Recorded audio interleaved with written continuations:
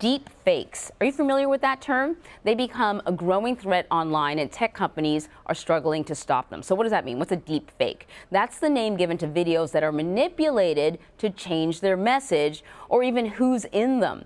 Tech experts are gathering in California today to face the issue head on. And CBS News correspondent Jonathan Vigliotti takes a look at a new way to fight the problem. I have more lines in this video than I had in the last season. I'm sorry for that. When it comes to deepfakes, even Game of Thrones lead character Jon Snow isn't immune. This digitally manipulated video shows him apologizing for the series finale. I'm sorry we wrote this in like 6 days or something. While some of these videos are designed to entertain, others are raising serious concerns. In this deepfake, Facebook founder Mark Zuckerberg appears to be speaking about global domination on CBS News' digital platform, CBSN. Imagine this for a second. One man with total control of billions of people's stolen data. Despite CBS asserting trademark infringement and asking Facebook to take the video down, the company has refused, pointing to First Amendment concerns. So 20 years ago, we worried about fake content in a court of law, but we didn't really worry about it going live on YouTube, Twitter, and Facebook. Hani Farid is a professor of computer science at the University of California, Berkeley. We take the video, we track facial expressions and head movements. He gave us an advanced look at his new software program that compares real videos to supposedly altered ones. He wants to offer it to mainstream media outlets to help detect deepfakes ahead of the upcoming elections. Right, we make 190 of those measurements. And then we ask, how distinct are they, and can they distinguish from the real from the fake? We will give you the ability to upload the videos, we will run them through our analysis, and then we will tell you what we think. Well, it's great that you're placing this in the hands of the media, but do you worry that it's ultimately a drop in the bucket when you've got social media? Of course it's a drop in the bucket. The solution is not just technology. The solution is technology, good reporting, better digital citizens, better companies, better policies. And then he had a press conference in the Rose Garden. This altered video of House Speaker Nancy Pelosi, which falsely showed her slurring her words, has been viewed more than 3 million times on social media with no clear way to stop it. The Speaker Pelosi video was not funny. It was meant to impugn her and to create chaos within the party. And it worked. And it worked.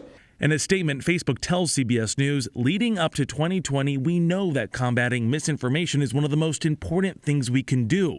We continue to look at how we can improve our approach and the systems we've built. One does not need any great imagination to envision even more nightmarish scenarios that would leave the government, the media, and the public struggling to discern what is real and what is fake. At a House Intelligence Committee meeting last week, federal officials expressed concern that there's no easy fix. The audience I'm most worried about is actually not young people in social media.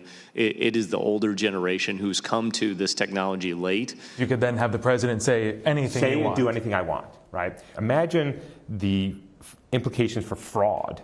Imagine how this could disrupt our democratic elections. Imagine how it can incite violence. Hello, America.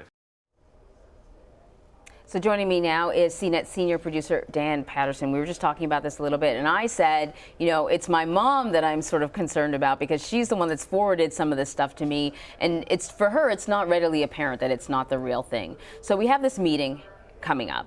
This technology is pretty complicated and pretty sophisticated. What do we expect to come out of this meeting? Well, we expect some conversations from high-level officials ranging from law enforcement agencies to the government to academia. So although we are not going to see one particular set of policies come out of this, we will see conversations about how to design policies on a topic that might require quite a bit of nuance depending on the sophistication of the type of video that's being released. So I know there are a lot of factors to consider, and some of it is the technology and how difficult it is to sort of develop techniques to detect it. But then there's also the idea of freedom of expression and you know, the laws that protect what we put out and what we say. So are we stuck basically reacting to these videos like we saw with the Nancy Pelosi video, or is there any way to regulate them beforehand? Well, we are looking at regulations that could, at least after the fact, add some sort of punitive effect. However, it's real challenging to say what might be effective, at least in creating a deterrence, because stopping this ahead of time does create those First Amendment challenges, and we have challenges with intent. Was this created because it was a funny meme and a joke, or was it created as a part of an influence campaign to meddle with an election?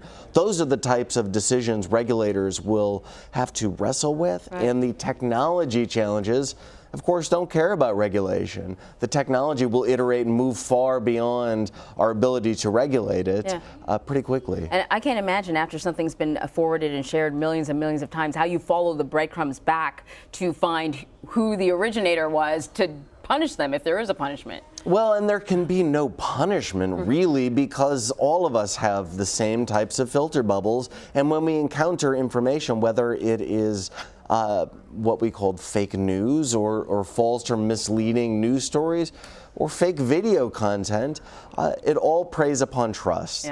That we trusted the source of the content, and we forwarded it because we believed the content to be authentic.